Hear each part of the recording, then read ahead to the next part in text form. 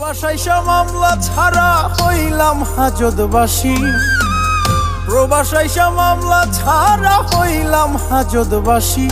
আমি কপাল পোড়া দুঃখী, মনটা থাকে বাংলাদেশে, দেহটা প্রবাসী।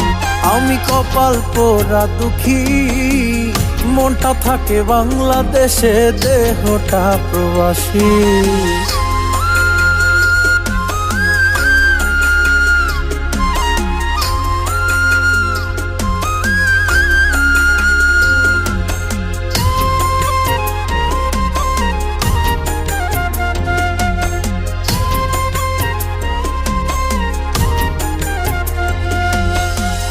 নিজের পাক নিজে করি, টাইম টু টাইম ডিউটি।